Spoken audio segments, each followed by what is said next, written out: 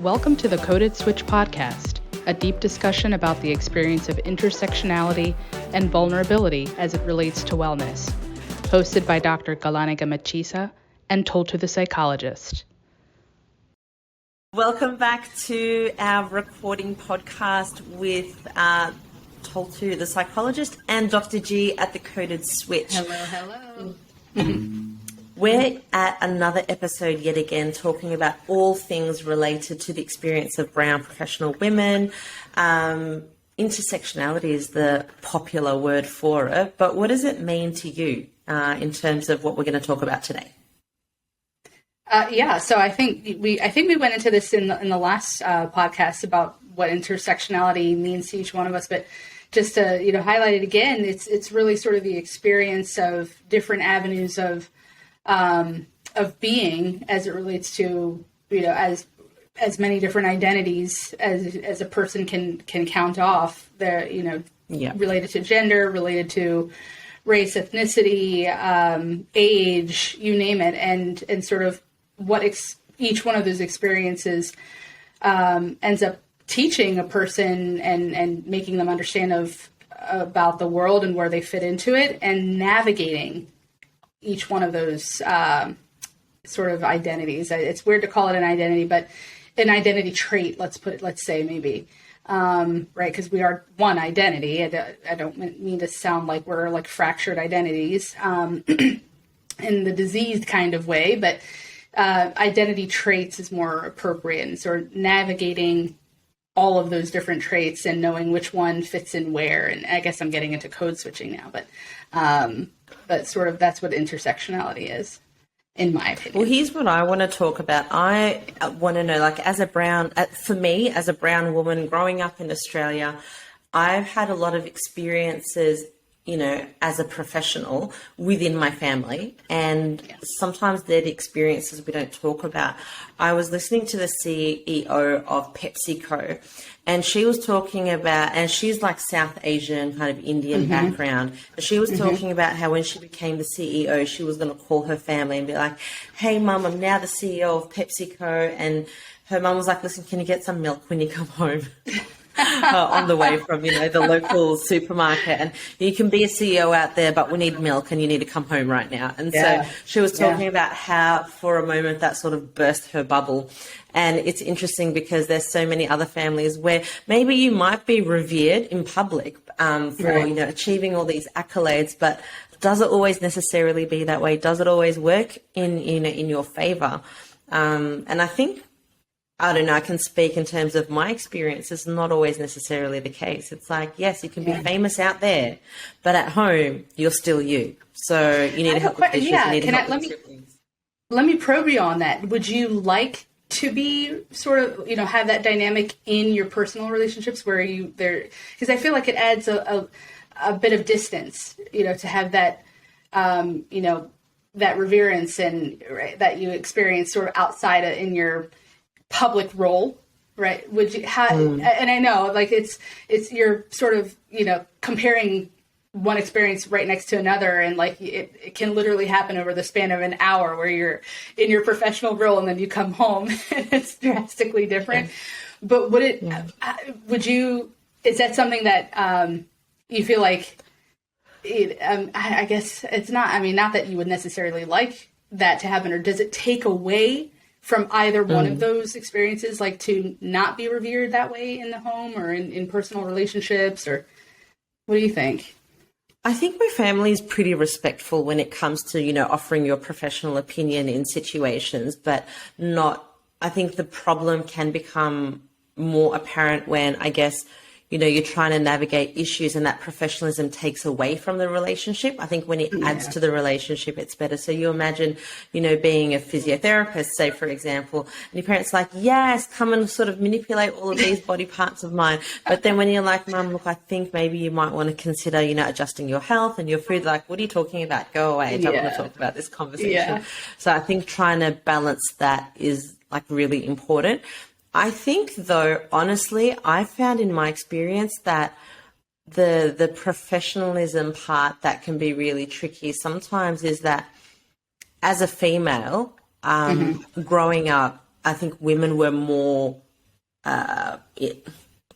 women in our cultures were put in more of a bubble in terms of what was socially acceptable and what wasn't. And so really where I found the impact was not so much in my internal family relationships, but it was more like trying to forge intimate relationships with people, in my community. So, there's a generation of women who are becoming highly educated because that was the only socially acceptable thing to do.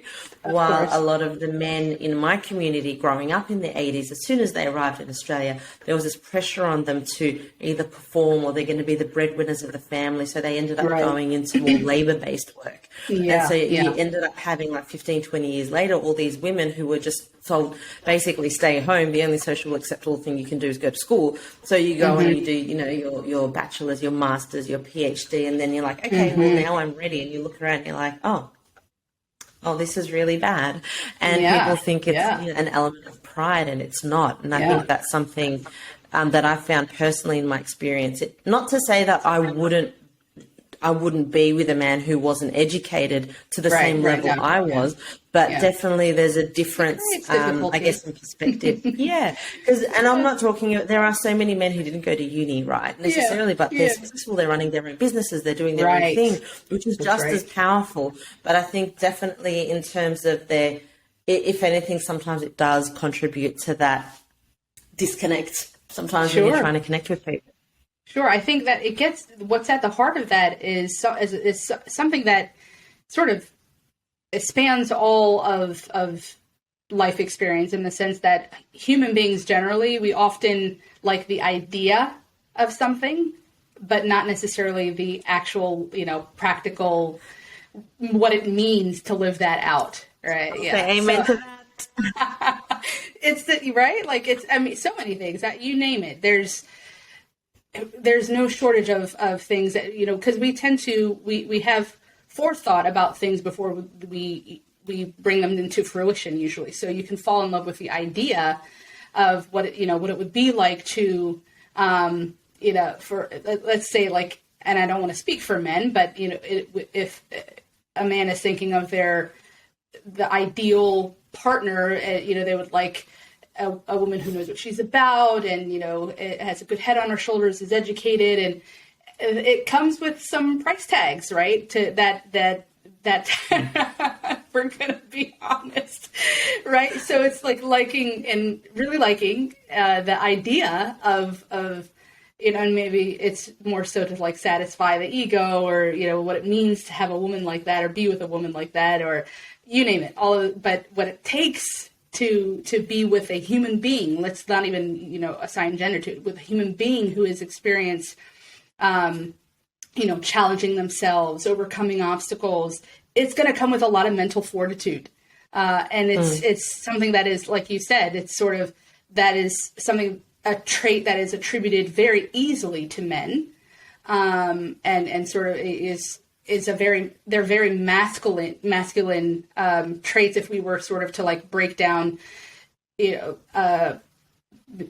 it agreeableness or tenderness, or right, if we had like all these terms listed out and said like, is this masculine or feminine? Those would be masculine by most people's definitions.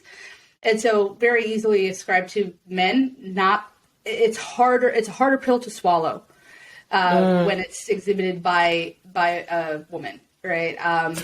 But we know that. And sometimes we end up like, I find sometimes, and this is where you come to being, I guess, sometimes in the professional journey of going to uni, and you see all of these people and you talk and you've got to stand up for yourself and you're overcome with all these things. And then you come back into your family, your community, your relationships. And then you're like, okay, am I still allowed to be that, that flower that blooms, or am I sort of trying to hold back so that I can maintain relations with my family? And that, I think for me, navigating that has been really tricky. Like, what do you tend to do? Go out. Can I ask you?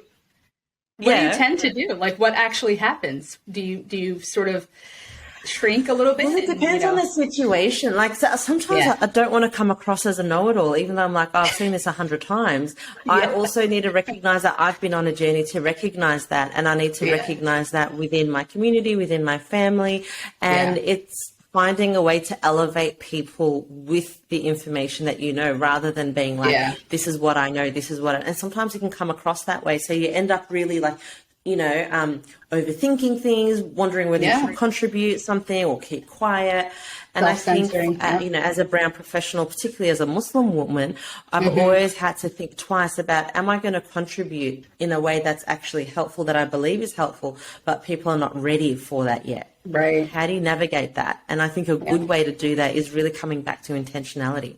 Why is it that you're bringing up this topic? And often I share with people why I'm bringing up what I am rather than what it is they actually might want to hear from me. Yeah, no, that's fantastic. I mean, I think what I tend to do in my approach to that is I tend to remain quiet until I'm prompted, right? Which is not necessarily good, because there is a lot to offer in my experience, and probably would benefit if I just would share it. And I'm so cautious of coming off, like you said, as a know-it-all, or as offering advice that's not necessarily welcome, and being very sensitive to how it might be received, more so than the potential good, right? The potential benefit that it can have. And so I usually, what I tend to do is just to wait until I'm asked. And a lot of times that doesn't happen, because of course there are apprehensions on other people, right? Like, should I ask? Like, should I, right? Like, right. And so you can break that glass, or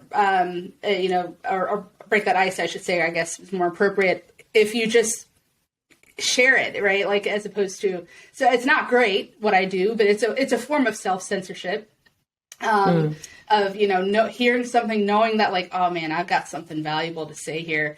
But, just being cautious about, like, I don't know, they might not be ready. They're not in a space that they can hear that right now, or don't know how to how to interpret that or integrate it, or, so it's not great, but I was just more so answering the question that I asked you as to what I tend to do. Yeah.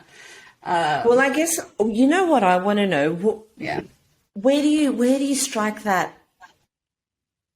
I guess what I want to know is, where do you draw that line with, okay, this is something that I need to speak up for, within family situations? Like, people talk about, being brown, being a person of color, but I'm wondering whether in your family and friends you've experienced things that are, like, they're being racist. Like, they don't like being racist, but they're being racist themselves. Or they're saying, oh, we need free for all. We need human rights for everyone. Oh, but they're just so, and then out comes the sexism, the racism, and you're like, is this my friends? I didn't know we were friends. This is right. It's hard. It's hard. It gets to that group think, and, even in real time, not wanting to upset a dynamic, right? Like, it gets to why somebody would say something in a moment versus not. It's tough. I've definitely been there and experienced that with people in circles where it's like, oh, that's, I don't know how healing that attitude is and helpful for the collective. And here's what I want to know. I want to know. Certainly. How does it show up? How does it show up in clinic when you're seeing a patient they're like, I'm not going to tell, like, the advice sounds great, but they're just not going to take it, or their family won't be cool with it. Like, is it a family planning? Is it like, I don't know what it is, but, like, I'm curious to know how that might show up. Like, do you offer more time to women? Do you offer them different perspectives to men? Like, when they, when people come to you saying, okay, this is an issue that they're facing, like, how do you help them navigate in terms of what they might face in terms of their relationships, whether it's their family or otherwise? I mean, that's an excellent question. And actually in my career, I'm really starting to embrace this aspect of the healing journey with my, and realizing, it's not realizing, it's embracing more so, because I think I realized this a long time ago, that there's an aspect of, being that is sort of like fundamental to everything else, and that is our experience, our thoughts, our ideas, our beliefs. They inform what, literally the mood, the reactions that you have in real time, which will affect your physiology. It's just not usually, it's definitely not a part of the conventional approach, like the toolbox that exists in the conventional approach to wellness and health and medical care. but you really, I mean, unless you're having that conversation with people, it's fractured. What it ends up being is fractured, where you go to your doctor for what's going on physically. You go see a psychiatrist or a therapist or a psychologist for what's going on emotionally, mentally, right? Like all of those other things. And the other part of that is usually it's rare that those two specialties or those two modalities are collaborating, right, to come up with a collective solution for somebody's health and wellness. So it ends up becoming fractured, where even like in the thinking is like, okay, this has to do with how you're emoting and how you're thinking. So we can't get into that. Let's talk about what's going on with your energy physical level. But you really can't get anywhere substantial unless you are having that conversation every single time you engage with a patient about, almost like what might feel like a therapy session. Now, in the type of medicine that I practice. I just cut you off. No, go for it. I have heard this idea, maybe you can talk to it, the difference between being a doctor and doctoring people. So like sometimes people come to the doctor not because they've got a problem, but they just need to be doctored. Like, yes, you're fine. You can breathe. Wow, your blood pressure is amazing. And like, oh, your heart's beating very strong. Yes, there's a lot of reassuring that happens.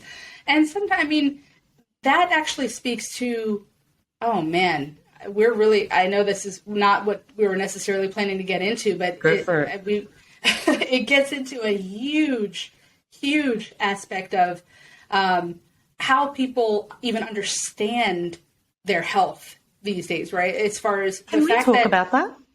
Yes, let's do it. People understand their health? It's fundamental because I think, with the advent of Western medicine, obviously when things were still very traditional, you had to understand what was going on with you, because there might be shaman or a medicine man or somebody with knowledge but by and large they weren't local. You had to maybe travel so there was a lot of knowledge within the community about health and wellness and what it took to be well, what it took to heal from sickness and illness. It was disseminated. Now, I mean, with the advent of Western medicine and the conventional model, what has come with, people becoming experts, right? They have a title, who've become experts and understood physiologically, understanding the body, how things go wrong, right? Like how to quote unquote treat that, how to treat it, right? Which with the conventional approach is more so managing symptoms than actually like treating and reversing disease processes. But it's more so to speak to what happened along with that is the power that people had over their own health was started to be shaved away. It was shaven away and taken away. So there's a lot of disempowerment that people have in even how they think about their health and wellness. Right? Yeah.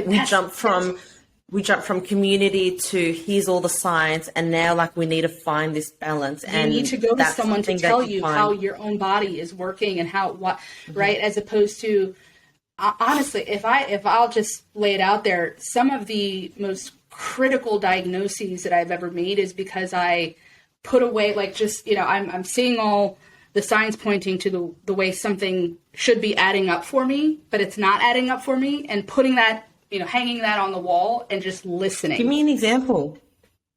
Absolutely. So this is a few years ago now. This is a job that I had right out of residency, and I was seeing a patient actually of a colleague, and so and that happens very commonly. And so this wasn't a patient that was known to me, but just needed to get in with someone, so came to see me, and I was reviewing notes, is usually what you do, like seeing what your colleague had thought about. Like, this is a complaint that they had presented for several times. What was the complaint?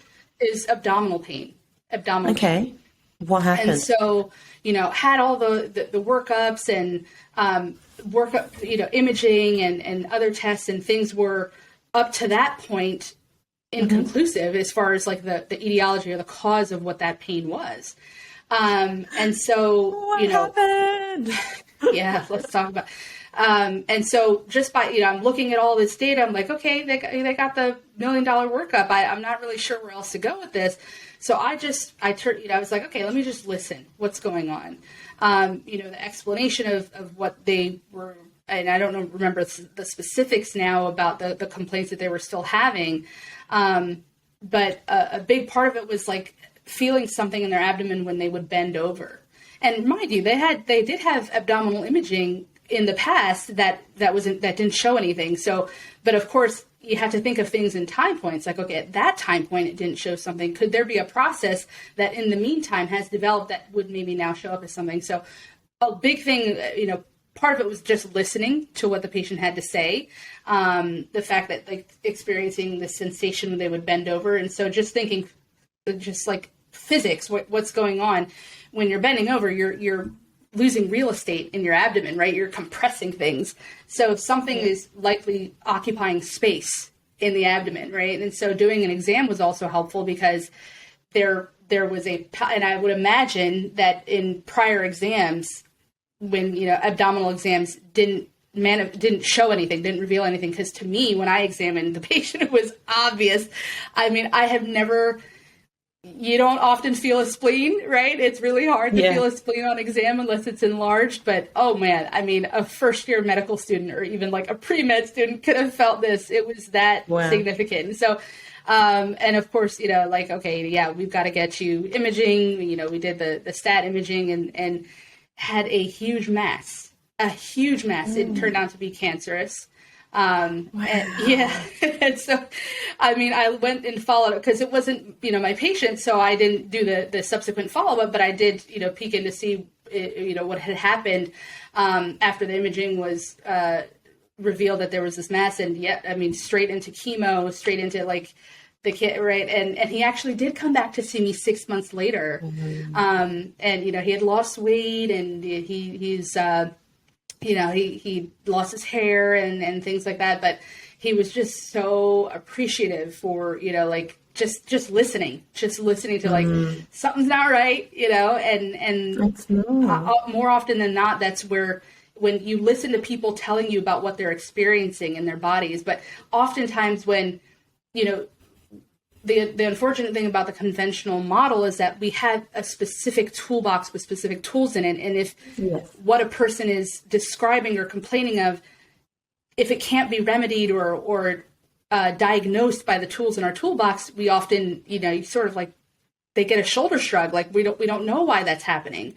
And this is one of the biggest also problems. Very disempowering, right? It's like, all right, well, if I must be making this up, and then I guess in my mind, or right, and this is like, I mean, I think it's more pronounced in communities of color in particular. I remember feeling partly shocked when I was reading about, do you remember when Serena Williams was giving birth to her daughter? I don't know if you know much. Yeah. So, for those who don't know, like Serena Williams, she's a champion, like tennis player, one of the best in the world, best ever. Yes. She was giving birth to a daughter and had all these symptoms that were not showing up on anything, but she didn't feel good. Like she was complaining. And finally, and everyone was sort of minimizing all of her pains, her symptoms. And then eventually she was like, I am Serena Williams. I'm demanding this particular, whatever it is they needed, this particular screening tool for her. And sure enough, she had a brain aneurysm or was about to have one. I think she had one. I think it was she had a pulmonary embolism. That's right. A blood clot in her lungs, it can be fatal. It can be fatal. Absolutely. And I mean, thank God that she had the platform to use her identity, right? Like, and the fact that she's well known and to be able to strong arm her way, which is just wild to have to think that, you have to strong arm your way into getting the medical care that you need. This is a well-known fact. I mean, I know this is not where we're necessarily going today, but well-known fact. We're talking about health, right? We need to go there. Like, like, how do you navigate? Like, we're talking about health, and I think the most important tool in that toolbox you were talking about is the listening. There's no listening or not enough listening, and you just have to kind of convince how many situations and stories where things are lost in translation or it's not taken serious enough. Your pain is not really that painful. You should be able to handle it more. That's a big part of the disempowerment as far as when we were, going back to what saying about like how people understand their health and wellness. by and large, the majority of people have the understanding that someone else must tell me what my body's doing, right? Like we're very disempowered, and it's sort of like trusting what we're feeling, knowing that there is a reason for it. It cannot, if there is a sensation, even if it is short-lived and may never return again, there was a reason in that time why that symptom happened. Right. But there's that power dynamic that you might even mention it and it just doesn't get listened to, or it doesn't get heard. Yeah, My mum was sick in hospital years ago now, and they were treating her really badly and like making her like she was a nuisance, and she was just like being. You say this was your mom? My mum, yeah. So they were like, I felt very uncomfortable the way they were treating her, so I wanted to advocate for her. And she literally told me off in front of the doctors. And then after they left, I'm like, why would you do that? And she said, your mom told you off? Yeah. Because she was like, they might give me the wrong medicine. They might do something, like, you need to like back off, let them do what they need to do. Like, my mum is a highly educated woman who's very like confident and capable of speaking. But when you become sick, you become really vulnerable. You kind of not the same person that you were before. And so fair enough. Like, I understood that. And, I was very vocal, so I can understand why she might have asked me to tone it down a bit. Mm-hmm. But, there's this reality. How was she being, can I ask you about, like, how was she being treated? Like, what was going on? Like, she was complaining of pain, and they were like, yeah, you'll be fine. No, you'll be right. Just give it some more time. Like, they just weren't giving her painkillers. That's something that's well documented as well. It's unfortunate that it happens enough that it can be studied and documented, but pain scores are pain is notoriously underscored in people of color across the board, men and women, but even more so in women. Okay. As a so I know I'm a psychologist now, but I did work in hospitals for a very long time. Yeah. And one thing I've found that, I think helps is, and look, and you can feel free, I'm not a medical doctor, but I'm going to share something that I think worked, and maybe you can talk to it as well. What do you do when your doctor's not listening to you? What do you do when the nurses are not listening to you? And I think a really good way is getting them to document what they're not doing. So, like, if you're saying, I'm in pain, I'd like painkillers, and they say no, well, they say you can wait it out a bit. You can say, all right, well, can you please document that you've refused my request for pain medication? And they can literally, and they may still not give it to you, but I tell you, they'll think twice. Absolutely. Okay. Let me tell you what I lived. Let me tell you what I lived at. I think we talked about in one of the earlier podcasts about my experience in pregnancy and having to have that emergency surgery, right? You had abdominal surgery while you were pregnant. While I was pregnant, I had to strong arm my doctor into that. I actually had to get on the phone with the doctor and speak to them in doctor talk, right? Wow. Like, I had to lay it out for them, like, Why should you do that as a patient? It's crazy. It's crazy. And I mean, I'm lucky, just like Serena Williams was lucky to have the platform and to use her, leverage her notoriety and her, her fame to be able to get something to happen. I leveraged my degree and was able I knew the way that a doctor would think, especially a surgeon, right? And I leveraged that. And I said, I basically, what ended up happening was I went through the emergency department because I was having tremendous pain. They stabilized me, got the pain, to a manageable level anyway. Did initial imaging that didn't show, that was inconclusive for the cause of that pain, but admitted me. That's the right thing, right? They admitted me for observation. And in that time during observation, my pain skyrocketed, right? So this is medicated, right? And so, and then there was like actually an acute episode where I moved, and I don't think to this day I've ever experienced that kind of pain in my life. I'm so sorry. That is bad. It would have been easy to believe that death was on the other side of that pain, right? It was that significant. And so, I mean, I yelled out, the nurse was there, my mom was there, she's a nurse too. Like everybody was alarmed, like clearly something had changed. And so the nurse had called several times to, the doctor who was on call. They weren't on the floor or anything, but to just be like, hey, she's getting the doses that she's been prescribed and the pain is still escalating. What's going on? It got to be, I think, I mean, I went to the ER in the morning. I think it was like maybe 9 or 10 p.m. or maybe a little earlier than that, because I think I went for the second imaging at that time. But I had to, in the evening, it was just continuing. So I had to, the nurse was on the phone right next to my bed with the doctor. And I was like, you know what?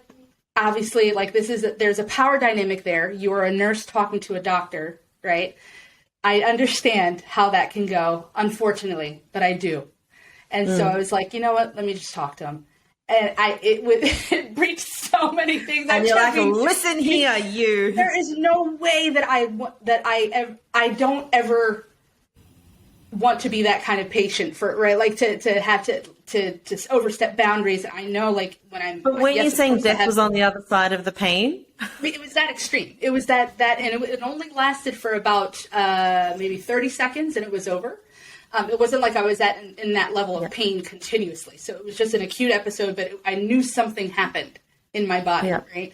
And so that was hours. It had been hours since that episode transpired by the time I got on the phone. But because of that power dynamic, and because I knew it was happening between a doctor and a nurse, I then overstepped a boundary for sure. I don't deny that. Did you overstep the boundary? You advocated for yourself. It was because I can think about, like, you know, if I were on the receiving end of that, like if a doctor got on the phone with me, I'd be like, what's going on, you know? But hopefully that would never have to happen, because I feel like I have a different approach to patients in general. But anyway, I got on the phone and I was like, listen, this is what happened. I had this level of pain. It was stable. It was controlled. This happened.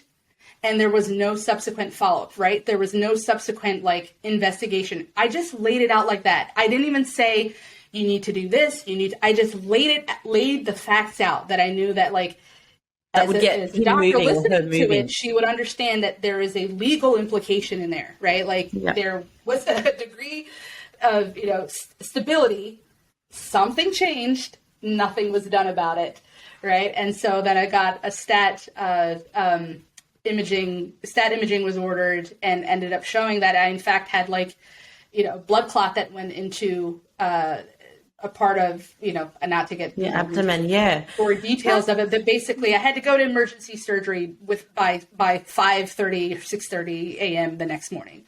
Wow. Right. I got a call in the middle of the night, basically, like, it wasn't a call, but the nurse came in the middle of the night and was like, so this is what's happening. But yeah, all of that, you know, it was only because, so this is just to speak to that exact scenario of what you're describing, of, like, needing to sometimes just lay things out in a way. It shouldn't take that much. And there are, the majority of people don't have the knowledge, the platform, you name it, to be able to advocate for themselves in that way. And this is exactly the problem of, why should you have to be that articulate to do that? And I remember, again, I was in a scenario where I was listening. I went to visit a woman who just had a baby, and she was in tears, and I said, oh, what's the matter? And she said, I'm just listening to the doctor and the patient next door, and they're offering her all of these services. And she's like, and they came in and just gave me the once over, and off they went on their merry way. She's like, why wasn't I offered this and this and that and that? And look, maybe the other woman had a clinical need for it, but the point is the person felt unheard. They felt looked over, and they were attributing it to their race and how they looked, and the fact they appeared as though they couldn't speak English very well when they did. And it just, I think for me, and part of the reason why I think advocacy has played such a huge role in my life is that, you know, when it comes to health, probably one of the most important tools in the toolkit is being listened to. And sometimes it's as simple as saying, you know, as a patient saying, I don't feel like I'm being listened to. Can you please document that? I'm requesting for something that you're refusing. Can you please document your refusal? And so like that, that's one strategy. There's so many others. Maybe we should talk about them too. But like, how is it that you can try and get yourself heard? Absolutely. Yeah. I think what you're speaking to is just like leveling. Literally, I mean, obviously, of course, when there are titles involved, there is an inherent power dynamic that happens, but leveling from, you know, just one person having a human experience to another, in that obviously people don't want bad things to happen for themselves, right? And so for a patient, it's maybe, you know, a bad thing is something physical. For the practitioner, it's, you know, some legal implication or something that, you know, not necessarily even having to go that far, just, you know, a decision that they made that affected someone's life in a significant way, right? And so when you can just level the playing field a bit, right? And you know, I think asking things to be documented are really important. Even just speaking to the fact that just saying those words, like, I don't feel like you're hearing me. That's right. That's big because most people will not say that. And so, you know, practitioners can feel even more emboldened to just steamroll and bulldoze through, like, you know, I mean, I get it. Like, I mean, I know what that feels like when you only have a certain toolbox and things are not they're coming up short, and you literally don't know where to go. And so in order to get to the, you know, the next step of things, whether it's like passing it off to a specialist or, right. Because you essentially have to do something or it can end up doing more harm, unfortunately, but sometimes, you know, giving medications that are not necessary just to sort of satisfy. And that's two-sided. Let me be fair, because there's also expectations, at least in the American model of medicine, that, you know, if you go to your doctor, you're expecting something, right? Like, because for a long time, people were told that you are deficient of something and you need a medicine, right? Like that was a big part of the rhetoric. And even if it were subtly, it was, that message was received by the majority. And so often you're paying for your services too. You pay for doctors, so you expect something back. So that's it's two-way in that way. But I mean, you know, we take an oath when we graduate from medical education to first do no harm, the Hippocratic Oath, right? And so there's a lot to be questioned in there about, you know, just for the sake of bringing some sort of resolution or conclusion to an issue going on, taking the easy way out, right? Not necessarily doing the extra work needed to listen longer, or, you know, in a different way, or consider other aspects that aren't usually considered in the traditional model, to actually get at a potential root cause, as opposed to, you know, masking a symptom. But I mean, that, if I'm going to be honest, there is an expectation that people have of, you know, a lot of people don't necessarily want to endeavor to do the work, right? To do the actual day in, day out of what it's going to take to restore their health. And it has to do with the temperature, the environment that we live in, and our understanding of health is just something that it should just be. You shouldn't necessarily really have to work for it. And if something goes wrong, you should be able to take something to fix it, and not necessarily like have to consider, maybe there's something about how I'm living that's contributing to, like, maybe I need to change how I'm living or change how I'm thinking, or because that takes real work. And when we live in an environment where you can take a pill for this, and you can, you know, just eat this way, or just exercise this way, and it makes it seem a lot more simple than it actually is. I think it comes back to that again. I think for me, like, what I'm hearing is that listening. Like, if your doctor's not listening to you, you're not listening to yourself, and, you know, your listening is being questioned. I think that's a huge one. And part of me wonders, like, whether this episode should be like, what do you do? And then the other part of me thinks, well, is it just about holding space for people who maybe haven't been listened to, who haven't been heard, who's had these experiences and thought, wow, I wish someone actually listened to me? Absolutely. And, you know, and maybe recognize that you're not alone. You know, if you've experienced a situation where you've faced not just a medical healthcare professional, where you've gone into therapy, for example, and your psychologist, you know, again, I've said this in the past, but, you know, and this was most recent, where one client of mine that I see was like, I knew my therapist was wrong for me when she told me that I need to create boundaries with my family by moving out. And she's like, that's never going to happen. I'm not moving out. So how am I going to do this? And so it's about, I think sometimes when we miss out on that listening, then we start to exacerbate all these other problems. And so if you're not listening to the patient, why should the patient be listening, that's I guess, to you or to themselves? So I think that's going to be something that we need easily to see navigate. that. That two-way street there. Yeah. Well, I think we are just about out of time for this episode. We should probably, wrap things up for this episode. And I mean, I think there's still more here that we need to dissect. So I think how do you feel about just, continuing on the same topic in episode 5?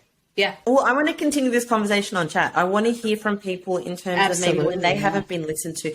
Tell us your story. Like, there are so many stories that haven't been heard. We could go on and on about this. Oh my God, I want to hear what your experience has been like when you weren't listened to. What was the circumstance?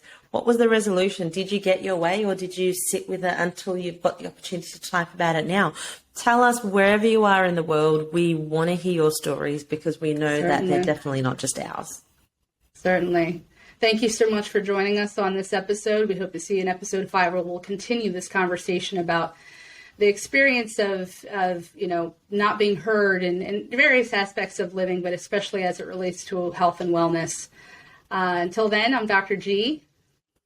I'm Toltu, the psychologist. We'll see you soon.